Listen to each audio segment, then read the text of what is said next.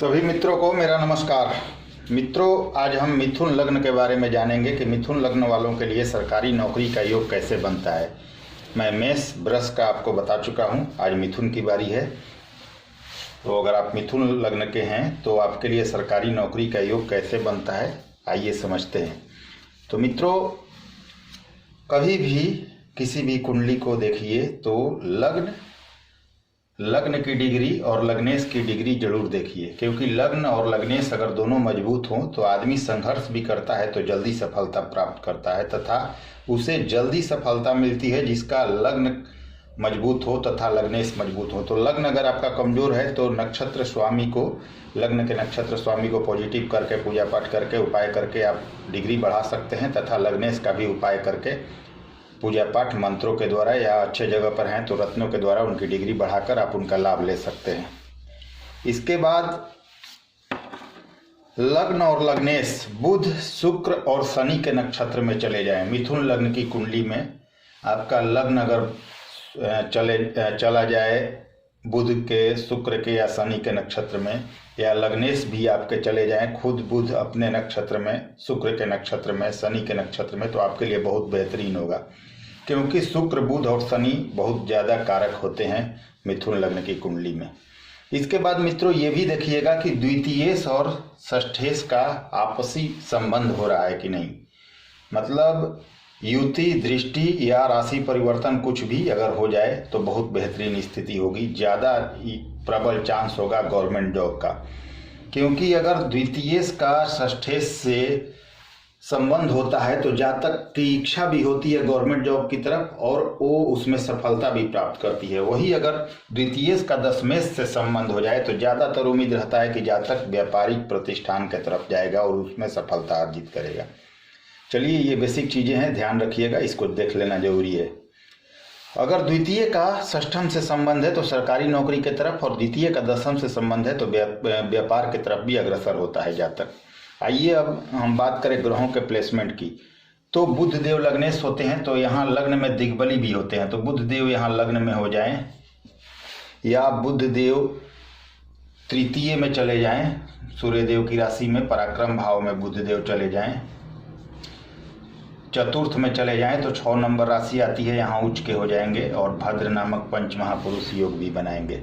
पंचम में शुक्र देव की राशि में बुध देव चले जाएं। इसके बाद सप्तम में चले जाएं गुरुदेव की राशि में। इसके बाद नवम में शनि देव की राशि में चले जाएं।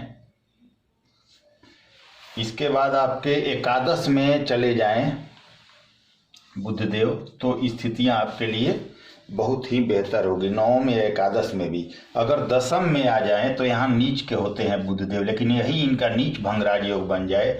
मान लीजिए इस घर के मालिक होते हैं गुरु की दृष्टि कहीं पड़ जाए, इस घर के उच्च के ग्रह होते हैं शुक्र देव, तो साथ में शुक्र देव बैठ जाएं, ऐसी स्थितियां बने। अगर नीच भंग इनका हो जाए तो भी बहुत अच्छी स्थिति होगी। तो अगर बुध देव इन जगहों पर कहीं हो तो आपकी कुंडली में बहुत अच्छे योग बनेंगे।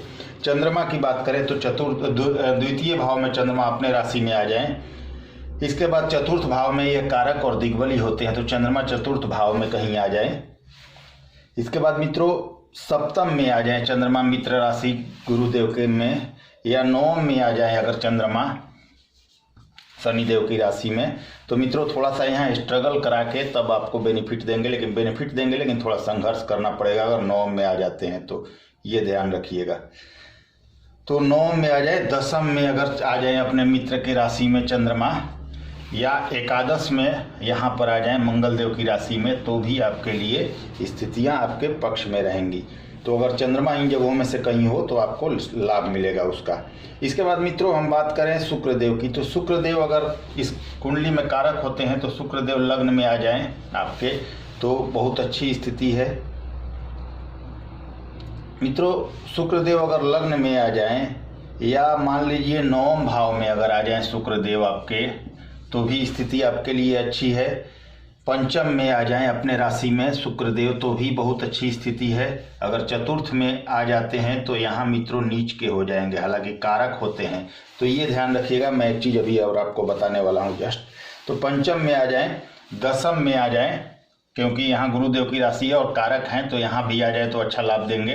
एकादश में आ जाए तब भी ठीक है और द्वादश में आए तब भी ठीक है, क्योंकि अपने राशि में होंगे तथा ये विपरीत राजयोग में होंगे। और यहाँ पर अगर शुक्र देव आ जाएं द्वादश भाव में तो आनंद के साथ धन भी बहुत ज़्यादा प्रदान करते हैं, बहुत ज़बरदस्त रिजल्ट देते हैं, क्योंकि 12 नंबर में उच्च के होते हैं। तो यहाँ पर इनकी राशि नहीं भी हो तब भी शुक्रदेव अच्छा फल देते हैं।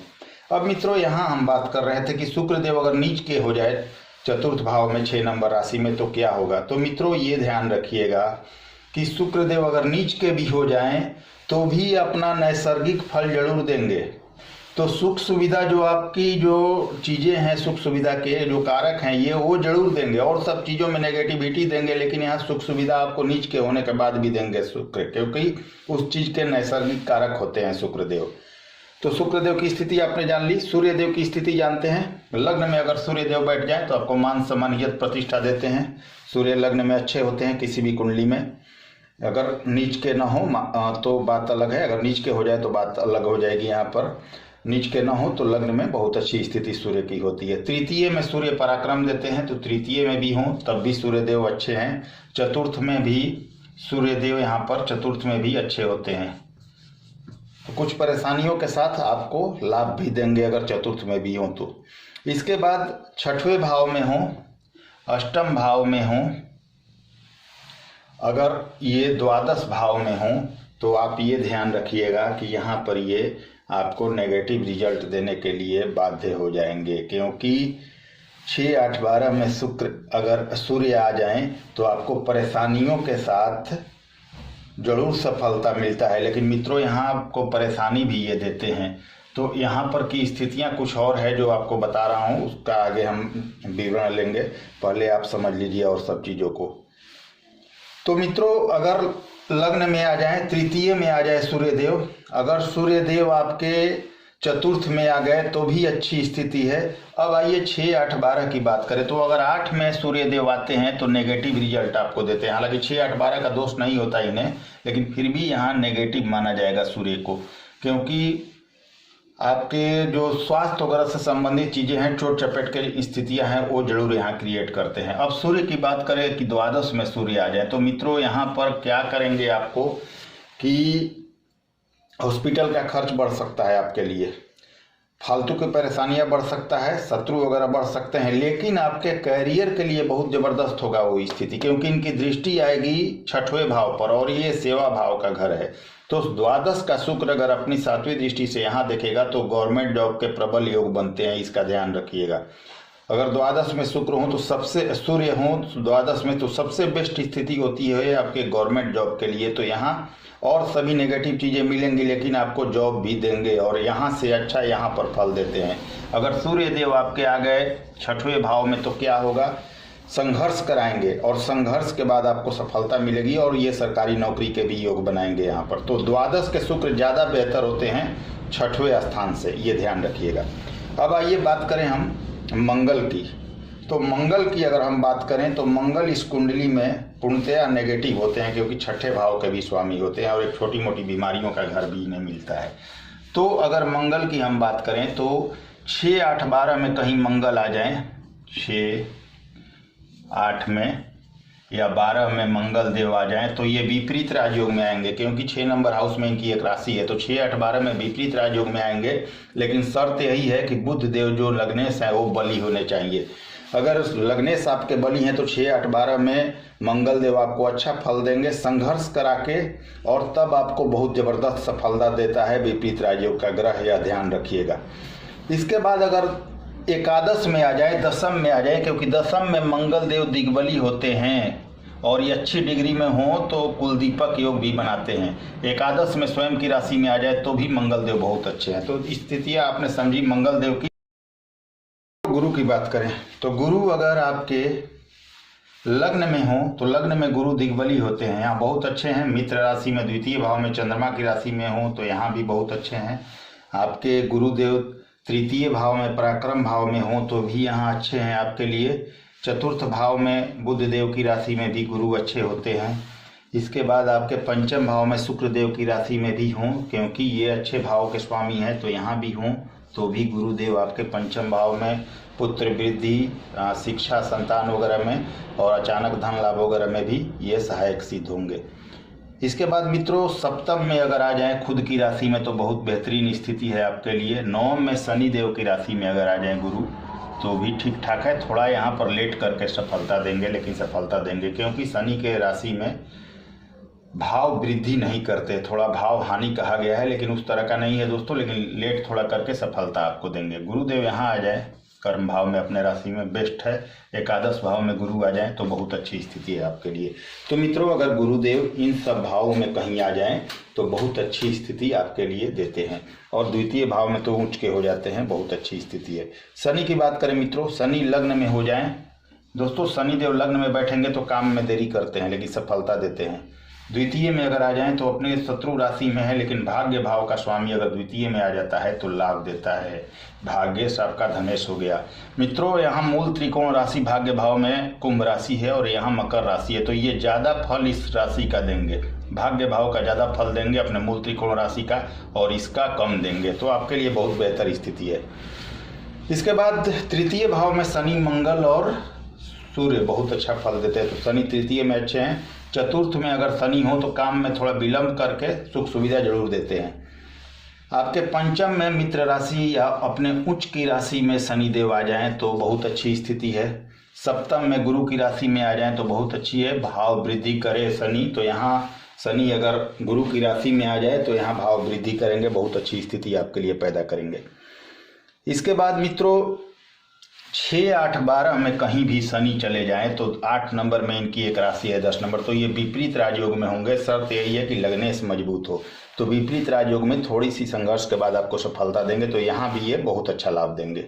तो मित्रों इन सब जगहों पर अगर शनि हो तो बहुत अच्छी स्थिति होती है। यहाँ पर दोस्तों गुरु शनि अगर आ जाए, माफ कीजिएगा गुरु की बात बोल रहा हूँ, तो शनि अगर 1 नंबर में आ जाए, मतलब 11 नंबर भाव 1 नंबर राशि में, तो यहाँ नीच के हो जाते हैं। लेकिन यहीं पर अगर इस भाव के मालिक मंगल देव बैठ जाएं तो ये यहाँ पर इनकी निष्ठा भंग हो जाएगी। या सूर्य देव अगर उच्च के राशि के मालिक हैं, यहाँ 1 नंबर के मालिक सूर्य देव उच्च के होते हैं, तो यहाँ पर सूर्य देव बैठ जाएं या मंगल देव की कहीं से डिग्री यहाँ पर दृष्टि पड़ जाए तो ये नीच भंग हो जाएगा शनि का, और यहाँ पर शनि अच्छा रिजल्ट देने के लिए बाध्य हो जाएंगे। तो दोस्तों नीच भंग भी जरूर देख लीजिएगा कहीं कोई ग्रह नीच का हुआ है तो। राहु की बात करें मित्रों तो तृतीय भाव में राहु बेस्ट होते हैं, 6वें भाव में राहु बेस्ट होते हैं, दशम में भी बहुत अच्छे होते हैं तथा एकादश में भी अच्छे माने जाते हैं। तो इन भावों में राहु हो तो बहुत अच्छी स्थिति है। केतु अपने मित्र राशि में कहीं हो तो अच्छी स्थिति है, या उच्च राशि में भी देख लीजिएगा, लेकिन उच्च राशि में भी गलत घर में अगर बैठ जाए तो थोड़ा स्ट्रगल करा देते हैं, ये ध्यान रखिएगा। अगर राहु केतु का आपको लाभ लेना है तो उनके नक्षत्र स्वामी को पॉजिटिव करके आप उनका लाभ ले सकते हैं। तो मित्रों इसके अलावा ग्रहों का बल जरूर देखिए, षडबल में क्या स्थिति है, कितने बलवान है वो ग्रह, क्योंकि अच्छे घर के मालिक होते हुए अगर बलहीन है तो ज़्यादा लाभ नहीं होगा। तो ग्रहों का बल षडबल तथा विंशोपक बल जरूर देखिए। अष्टक वर्ग में किस ग्रह को कितने बिंदु प्राप्त हैं वो देखिए। लग्नेश महादशानाद अंतरदशानाद गुरु शनि का गोचर में अष्टक वर्ग के अनुसार देखिए कि उन्हें कब बिंदु मिल रहा है, उस टाइम में आपकी नौकरी लग जाएगी। आपके दशमांश कुंडली को भी आपको देखना है, D10 चार्ट को, वहां से आपके करियर का पता चलता है। दशमेश अगर नवमेश से बिंदु ले ले, लग्न से बिंदु ले ले, लग्नेश से बिंदु ले ले और गोचर में वो बिंदु सही ट्रांजिट में हो तो आपका उस समय सरकारी नौकरी लग जाता है। इसके बाद मित्रों लक्ष्मी नारायण योग, भद्र योग, हंस योग, बुधादित्य योग, गजकेसरी योग भी इस कुंडली में जरूर देखें। नवमांश में ग्रहों का बल देखें, उच्च या नीच का कौन सा क्या स्थिति है जरूर देख लें। चलित चक्र देखें कि कोई ग्रह गलत भाव में तो मूव नहीं कर गया है। दशमांश जरूर देखना है आपको, क्योंकि दशमांश से कैरियर का पता चलता है। किसी भी कुंडली में जॉब के लिए शनि, सूर्य और गुरु की स्थिति जरूर देखें और अष्टक वर्ग जरूर देखें, तब आपको क्लियर हो जाएगा कि कब जॉब लगेगी। तो मित्रों यह रहा इस कुंडली का विश्लेषण। अगर आपको पसंद आया तो सब्सक्राइब कर सकते हैं। नमस्कार, धन्यवाद।